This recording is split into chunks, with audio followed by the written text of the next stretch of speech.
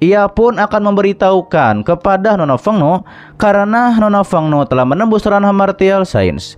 Dikatakan oleh senior jika Nona Fengno ingin menemukan Nian Bing, maka bisa pergi ke kota Dutian.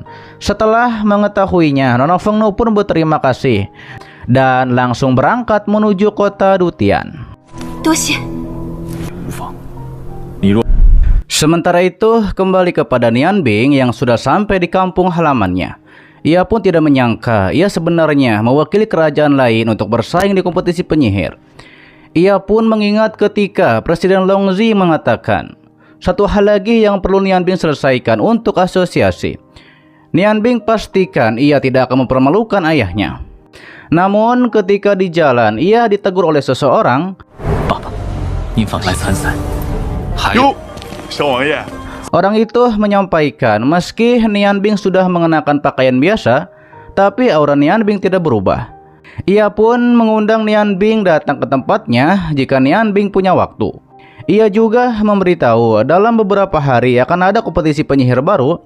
Ia pikir Nian Bing pasti akan menjadi pemenangnya. Saat itu terjadi, Yang Mulia pasti akan memberikan Nian Bing posisi yang tinggi. Nian Bing menyampaikan kepada orang ini yang bernama Kakak Mei, ia masih ada urusan dan ngobrol lain hari saja. Kakak Mei mengerti tentang hal itu. Ia pun melambaikan tangan dan menyampaikan datanglah ke tempatnya ketika Nian Bing luang waktu. Nian Bing tahu sepertinya saudaranya juga akan mengikuti kompetisi penyihir baru, namun saudaranya akan mewakili kekaisaran Huarong.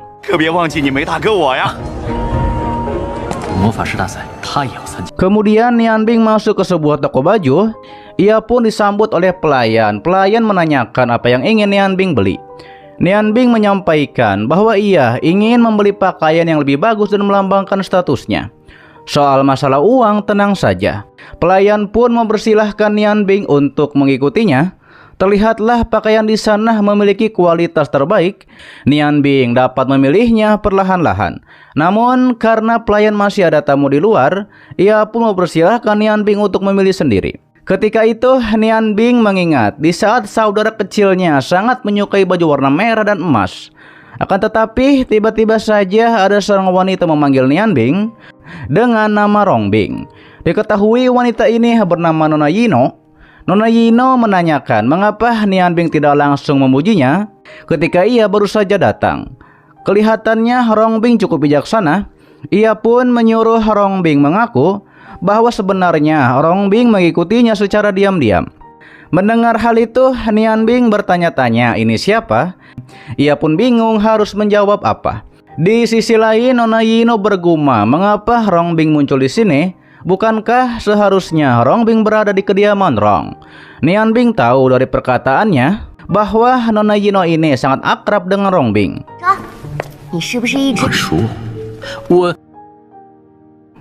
Nian Bing mengatakan bahwa ia menyelinap keluar. Mendengar hal itu, Nona Yino tahu ada yang salah. Ia pun memastikan kembali bahwa memang benar orang ini bukanlah Rong Bing. Sementara Nian Bing yang tahu bahwa rahasianya akan terungkap, ia pun harus segera pergi dari sini. Ia pun beralasan bahwa masih punya urusan di rumah, namun justru Nona mengatakan serahkan urusan rumah kepada orang lain. Dan lebih baik Nian Bing bantu ia memilihkan cincin. Nian Bing tahu bahwa itu adalah cincin pernikahan. Apakah dia adalah kakak iparnya? Hingga akhirnya Nona menyuruh pemilik toko untuk keluarkan barang terbaik di toko ini. Pemilik toko langsung mengeluarkan cincin terbaik.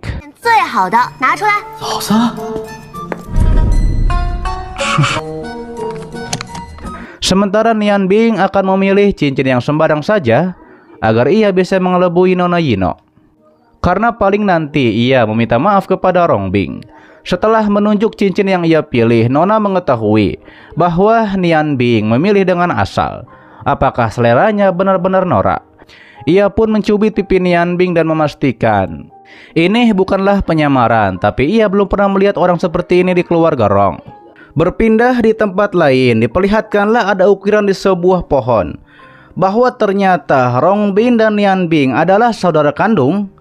Diperkenalkanlah orang ini bernama Rong Bing, kakak sepupu dari Nian Bing.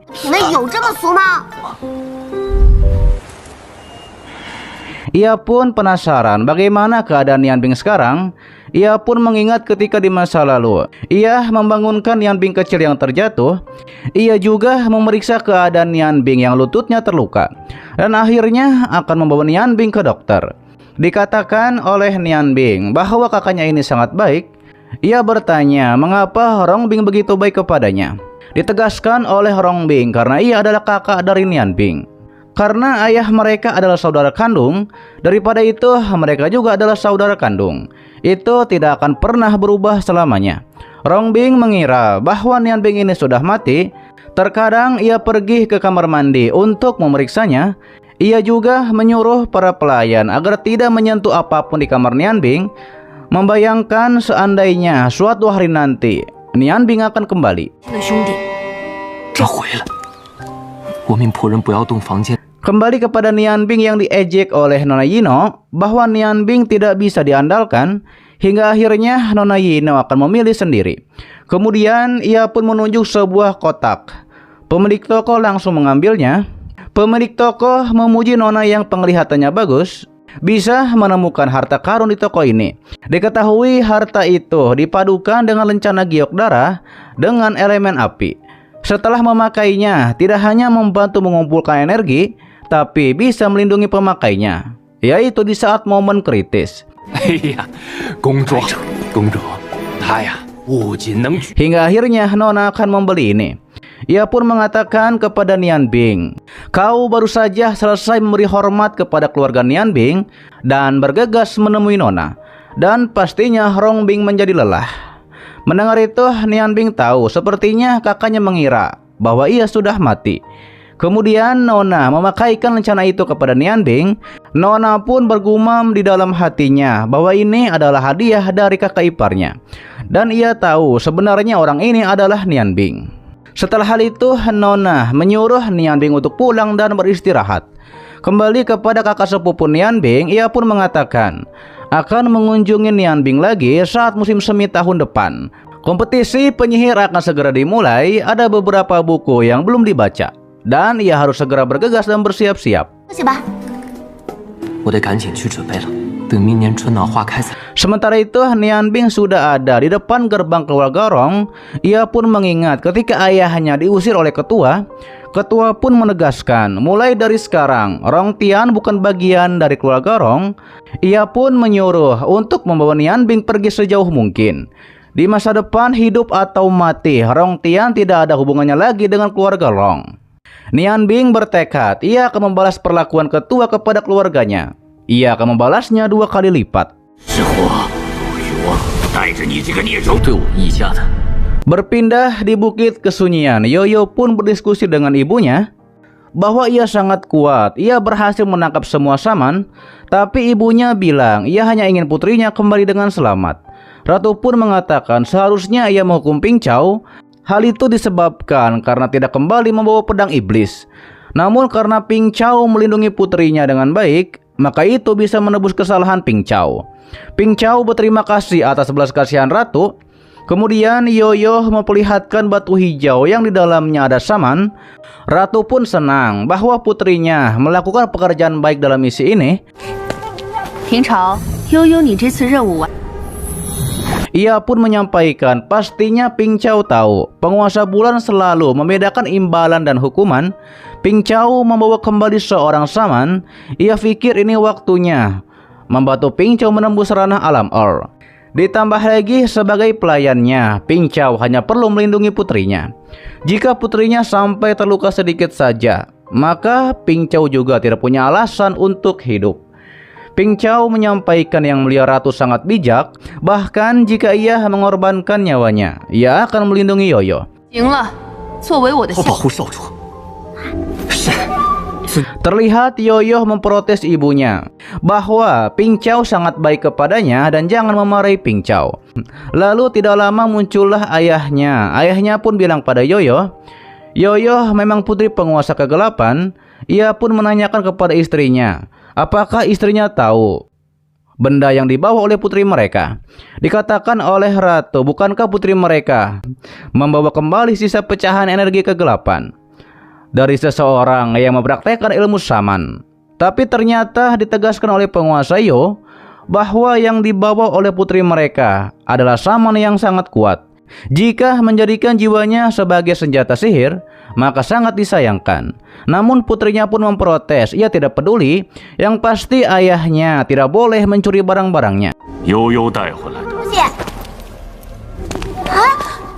Mendengar hal itu, penguasa Yo menyuruh Ping Chao untuk membawa Yoyo pergi.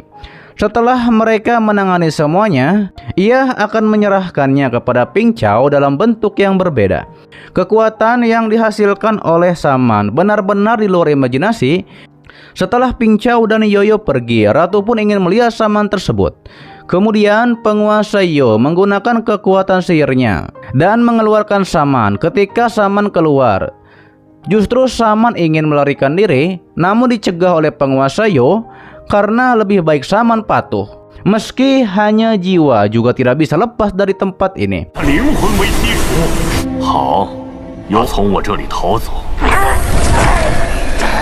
Apalagi seorang saman dengan tubuh. Saman bertanya, siapa kau? Karena kita berdua berasal dari ras kegelapan, mengapa mempersulitnya? Dikatakan oleh penguasa Yo, ia pikir saman adalah salah satu dari 8 iblis kegelapan saat itu. Saman adalah darah kegelapan, darah jahat, iblis kegelapan atau jiwa saman. Mendengar itu, saman terkejut. Bagaimana penguasa Yo tahu bahwa ia salah satu dari 8 iblis? Penguasa Yo pastinya tahu 8 iblis menyebabkan insiden besar. Tapi sayangnya Martial Emperor kegelapan yang dulunya heroik pada akhirnya dihancurkan oleh para dewa. Jika tebakannya benar, saman ini seharusnya jiwa saman paling licik. Ia menegaskan ia bukan siapa-siapa di zaman mereka, tapi ribuan tahun telah berlalu. Dunia ini bukan lagi milik mereka. Terlihat saman terkejut. Ternyata penguasa Yo benar-benar menjadi seorang lich. Kembali kepada Nian Bing yang diam-diam memasuki kediaman keluarga Rong dengan pakaian bangsawan. Ketika itu ia pun ditegur oleh seseorang dengan nama Rong Bing. Lantas Nian Bing langsung menghormat kepada kakek ketiga dari keluarga Rong. Ternyata kakek ketiga keluar untuk mencari orang untuk bermain catur dengannya. Ia pun sempat curiga mengapa Nian Bing bertanya, atau Rong Bing sengaja bertanya karena ingin bermain dengannya. Namun dikatakan oleh Nian Bing tidak, karena kakek ketiga sangat mengetahui kemampuan caturnya. Ia malah akan merusak kesenangan dari kakek ketiga. Nian Bing beralasan ia masih harus membaca buku di pavilion perpustakaan. Ia pun akan langsung pergi. Namun ia diingatkan oleh kakek ketiga. Beberapa hari yang lalu kakak bilang bahwa Rong Bing telah memasuki ranah cendekiawan sihir. Di antara generasi muda, Rong Bing lah yang paling menjanjikan. Mendengar hal itu, Nian Bing berterima kasih atas pujian kakek ketiga. Setelah itu, Nian Bing akan masuk ke perpustakaan. Namun ketika akan masuk, ada formasi di sana. Ia pun bertanya-tanya, formasi macam apa ini? Mengapa ia belum pernah melihat ini?